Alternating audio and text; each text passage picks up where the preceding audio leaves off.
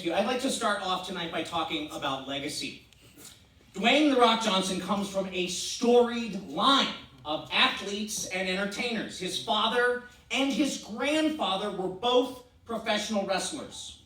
His family is a wrestling dynasty. They promote their own Polynesian Pro Wrestling League. That dynastic wrestling family is actually married into a different dynastic professional wrestling family. You didn't know there were so many professional wrestling dynasties, but there are.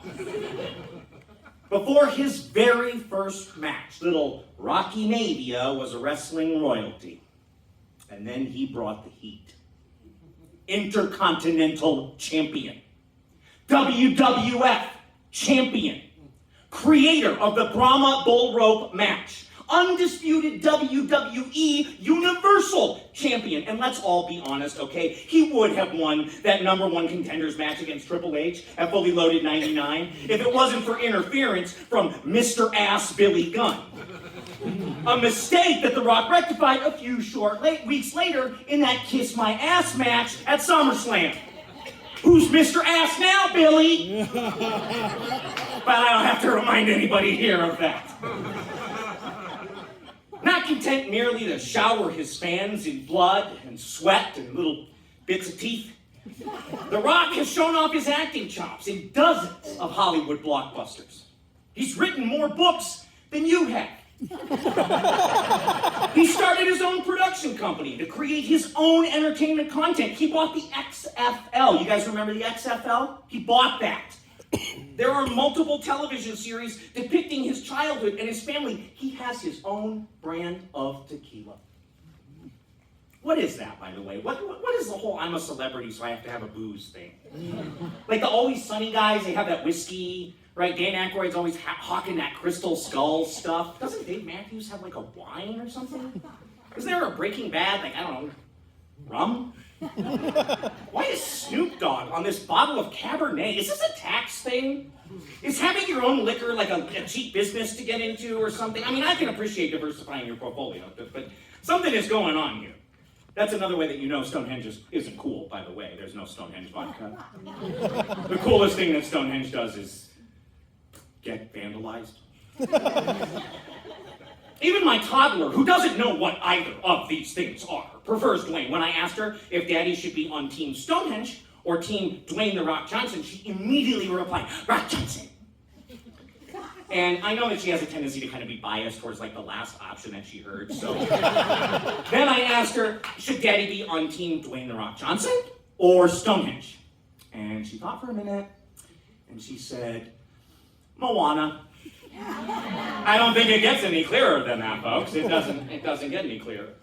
Dwayne Johnson is a man with a purpose, and that purpose is to entertain. We don't even know the purpose of Stonehenge. I know. Some people on the other side are going to say, yeah, we know the purpose. It's the stars. But to that I ask you, the stars what? The stars what? Stonehenge loves to just sit around acting like it's the only henge in the world, okay? But it's not. It's not even the best henge, and that brings me to my final argument, Sam. The top 5 henges of the world. Number 5, Stonehenge. Hey, you made it. Good try. You did it. You're on the list. It's a bunch of rocks in England. Purpose unknown or none.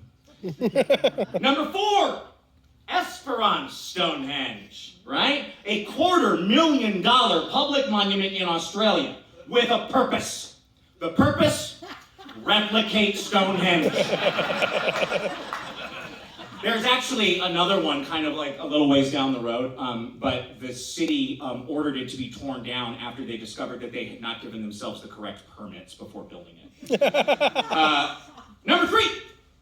Maryhill Stonehenge. This is a concrete replica of Stonehenge as it would have originally been built.